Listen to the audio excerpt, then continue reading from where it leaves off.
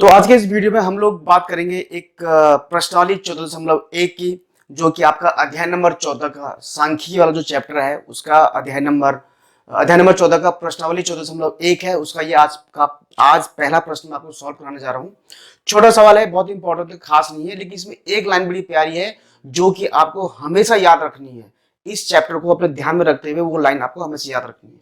ठीक है, तो वो लाइन क्या है, मैं अभी सवाल पढ़ के आपको सुना दूंगा कि वो लाइन क्या है, और वो लाइन शायद मैं आपको पहले भी बता चुका हूं जो अन्य वीडियोस मैंने सांख्यिकी की बनाई थी। तो चलिए पहले इस सवाल को पढ़ लेते हैं, समझ लेते हैं, उसके बाद इसको हम क्या करते हैं, सॉल्व करते हैं।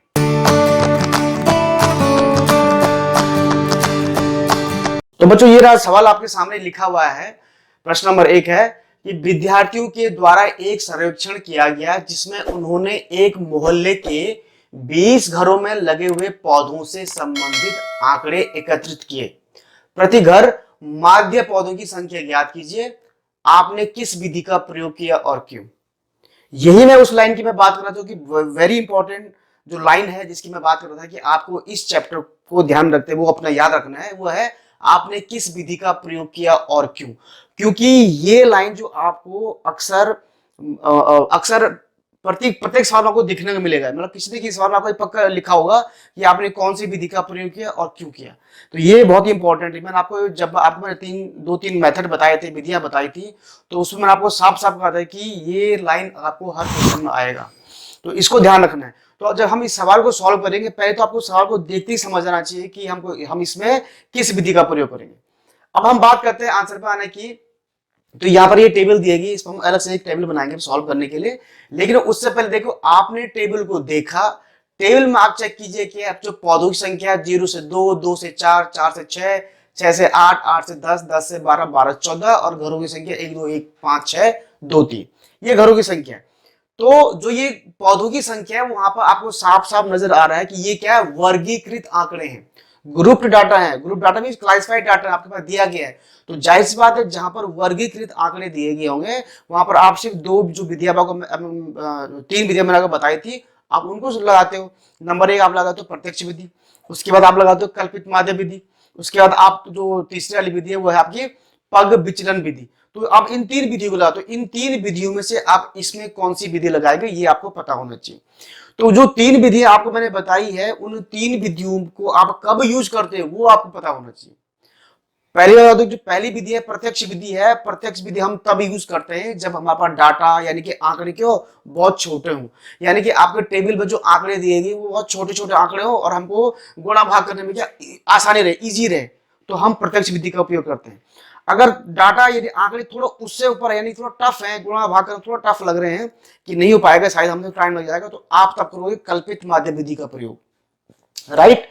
और अगर उससे भी ऊपर आई आपके पास आंकड़े टफ है, यानी कि आपको गुणा भाग करने में आप श्योर होगी गुणा भाग करने में क्या होगा, यहाँ पर मिस्टेक्स होंगी, गलती होंगी, हम नहीं कर पाएंगे, तब आप करोगे पग विचलन विधि का प्रयोग। तो यहाँ पर आपको साफ साफ दिखाई दे रहा है कि यहाँ पर आंकड़े बहुत छोटे हैं, आपको दिख रहा है कि 1 2 1 5 6 2, किसी से भी गुणा करोगे तो आप आसानी से गुणा कर सकते हो। भाई कितना पंजे कितना होता है, कितना छक्के कितना होता है, कितना तिया कितना होता है, पता है ही। ठीक है, दूसरा जो ये डिफरेंस है, यानी कि जो ये आपका जो क्लास मार्क है, यानी कि वर्ग चिन्ह है, 0 से 2 के बीच में जो डिफरेंस है वो कितना का, 2 का डिफरेंस। आप देखिए 0 से 2 2 का डिफरेंस, 2 से 4 4 2 का डिफरेंस, 4 और 2 6 6 2 8 8 और 2 10 10 और 2 12 12 2 14, यानी कि 2 2 का डिफरेंस है। तो यहाँ भी क्या है, आंकड़े के छोटे छोटे हैं, लघु हैं, छोटे हैं, तो इसलिए आप इस कंडीशन में नहीं, जब आंकड़े छोटे हैं तो आप करते हो किस विधि का प्रयोग, प्रत्यक्ष विधि का आप प्रयोग करते हैं। तो चलिए अभी यहाँ पर हम प्रत्यक्ष विधि का प्रयोग करेंगे। तो उसके लिए हम पहले यहाँ पर एक अन्य टेबल बना देंगे। प्रत्यक्ष विधि में आपको पता है कि फॉर्मूला होता है X bar equal to sigma F X upon sigma F, वो फॉर्मूला होता है। तो वो फॉर्मूला यहाँ पर लिख रहा हूं, एक्स बार बराबर क्या होता है, sigma F X upon sigma F, ये फॉर्मूला होता है। यानी कि आपके पास एफ यानी कि बारंबारता, देखो ये बारंबारता है जो संख्या, यानी कि ये संख्या है 1 2, मतलब एक अंक जो है वो बारंबारता है, और यहां से हम क्या निकालेंगे, एक्स निकालेंगे। ये एक्स हम यहां से निकालना इस वर्ग अंतराल से, ठीक है, वर्ग चिन्ह में निकालें। तो चलिए मैं यहाँ पर एक दूसरी टेबल बनाता हूं, उस टेबल में हम वो आंकड़े निकाल देंगे जो आंकड़े हमको इस फॉर्मूले में चाहिए। तो चलिए पहले टेबल बना लेते हैं। तो बच्चों ये दूसरा टेबल आपके सामने मैंने बनाया है, बट आई एम सॉरी, ये थोड़ा चित्र जो ये टेबल है थोड़ी आड़ा तिरछा बना हुआ है, तो I'm sorry, आप बुरा मत मानिएगा, थोड़ा मेरा आर्ट सही नहीं है, बोर्ड थोड़ा हिलता भी है तो इसलिए थोड़ा सा इसमें डिफरेंस आ जाता है।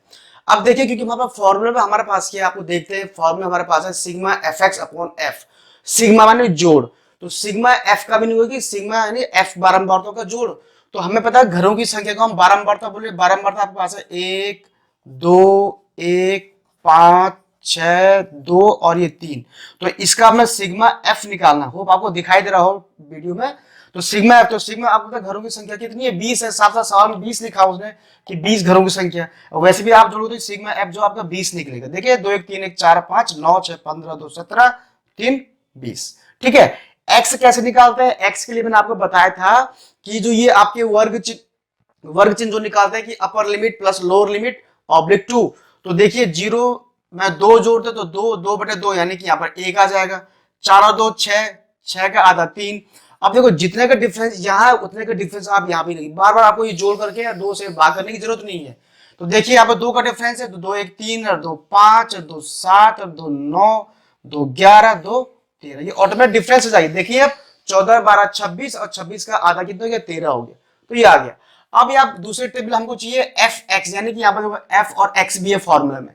तो एफ एक्स माने एफ और एक्स का गुणा, तो एफ ये और एक्स ये, तो एक ही कम एक, देखो छोटे छोटे संख्या है इसलिए गुणा आसानी से हम गुणा कर पा रहे हैं। 3 दूनी 6, 5 1 5, 7 5 35, ठीक है, 9 6 54, ये 11 दूनी 22 और ये 13 39। तो इस ढंग से हम लोग क्या करते हैं, ये छोटे गुणा हम आसानी से कर सकते हैं। जहां पर ये बड़े बड़े गुणा होंगे, यानी कि यहाँ पर बड़े गुणा यहाँ पर तभी आएंगे जब ये डाटा सब बड़े डाटा होंगे। बड़े डाटा का मीनिंग हो गया कि 25 से 40 हो गया, 40 से फिर आपका 65 हो गया, इस ढंग से। और यहाँ पर बारंबारता, यहाँ पर एक की जगह सपोज 18 है, यहाँ पर 29 है, यहाँ पर 85 है, यहाँ पर 26 है। तो ये बड़े बड़े डाटा आपको गुणा करने में दिक्कत हो जाएगी। तो उस कंडीशन में आप कौन सी विधि लगाओगे, या तो आप कल्पित माध्य विधि लगाइए, उसमें भी आपको लग रहा है कि भाई थोड़ा टफ है, तो आप क्या लगाइए, पग विचलन विधि लगाइए। इसलिए हम लोग विधियों का उपयोग करते हैं। तो यहां पर ये हो गया। अब देखो सिग्मा एफ एक्स है, तो आप सिग्मा एफ एक्स भी आपने यानी एफ एक्स का जोड़ भी आपने निकाला। तो इनको जोड़े, इनको जोड़ने जो आंसर आपका आ रहा है वो आ रहा है आपका 162।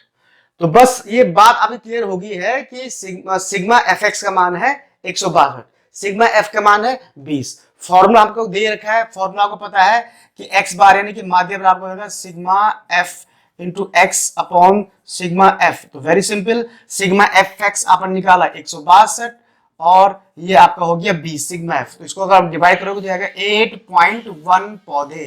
कहने का मीनिंग है कि जो आपने आंसर निकाला कि प्रति घर माध्य पौधे कितने, प्रति घर माध्य पौधे मींस कि एक घर में अप्रोक्स कितने पौधे होंगे, 8.1 पौधे होंगे। तो 8.1 पौधे होने की एक 8 पौधे और 10.1 पौधे का मीनिंग क्या होगा, ये कोई बात नहीं होती है। लेकिन 8.1 पौधे में कि एक इस तरह का हमारे पास आंकड़ा आ रहा है कि प्रत्येक घर में लगभग इतना आएगा। जैसे मैं एक हम सिंपल चीज लेते हैं कि भाई मैंने ये बोला कि इस मोहल्ले में आप जो है 4000 दवाइयों के पैकेट बांट दो। एक फॉर एग्जाम्पल मैंने कि इस मोहल्ले में आप 4000 पैकेट दवाई के बांट दो।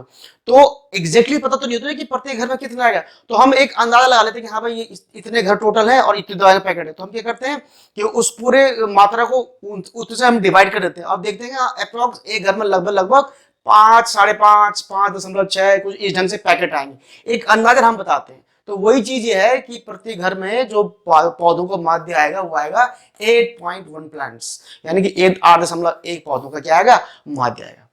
ठीक है बच्चों, तो मैं उम्मीद करता हूं आपको, सवाल तो बहुत छोटा था ये, ऐसे कोई बहुत बड़ी बात नहीं थी, लेकिन यहाँ पर जो एक बात है वो है कि आपने किस विधि का प्रयोग किया और क्यों। तो मैंने आपको जैसे पहले बता दिया कि हमने यहाँ पर प्रत्यक्ष विधि का प्रयोग किया, डायरेक्ट मेथड का प्रयोग किया।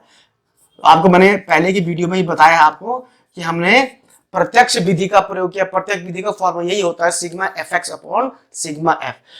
क्यों किया, इसलिए किया क्योंकि इस दिए गए तो ये आंकड़े हैं बहुत ही छोटे हैं, बहुत ही लघु आंकड़े हैं, हमको गुणा भाग करने में कोई बहुत बड़ी परेशानी नहीं हो रही थी, इसलिए हम प्रत्यक्ष विधि का प्रयोग करेंगे। लेकिन अगर इनकी जगह अगर बड़े आंकड़े होते, बड़े बड़े गुणा भाग होते तो आपको दिक्कत होती। तो आइदर आप क्या करते, ये तो आप क्या बोलते हैं अपना कल्पित माध्य विधि का प्रयोग करते, या फिर आप प्रयोग करते अपना पग विचलन विधि का, स्टेप डेविएशन विधि का। तो ये था कि इसलिए हमने इस विधि का प्रयोग किया और इसलिए किया, क्यों किया वो बता दिया, और कौन सी किया, प्रत्यक्ष विधि किया। ये तो ये आपका सवाल का मेन पॉइंट इस सवाल का यही है भाई क्वेश्चन में। ठीक है बच्चों, तो उम्मीद करता हूँ आपको ये सवाल पसंद आया होगा, वीडियो कॉन्सेप्ट सब पसंद आया होगा। पसंद आए तो लाइक और शेयर कर दीजिए।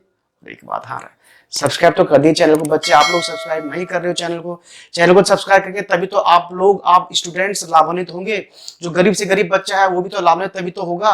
अब बच्चे बेचारे देख नहीं पाते वीडियोस, आप सब्सक्राइब ही नहीं करते हो, एक बार वीडियो देख के फिर छोड़ देते हो, फिर दोबारा जो दूसरा वीडियो बनेगा वो आप तक कैसे पहुंचेगा। तो प्लीज सब्सक्राइब कर दीजिए। मुझे बड़ी खुशी होगी अगर आप सब्सक्राइब करोगे और आपका मार्गदर्शन हो सके, आपका अगर मैं मदद कर पा रहा हूं तो ये मेरे बड़ी खुशी की बात होगी। सब्सक्राइब करने के बाद बेल आइकन को ऑल पे भी जरूर दबा दीजिएगा, जैसे कि सामने ये तीर का निशान बता रहा है आपको। इस तरह से अगर ऑल पर दबाओगे तो प्रत्येक वीडियो की नोटिफिकेशन आप तक हमेशा पहुंच जाएगी। तो जल्दी आऊंगा एक नए क्वेश्चन में, एक नए ज्ञान के साथ और एक नई बात के साथ। तब तक मुझे अनुमति दीजिए। धन्यवाद।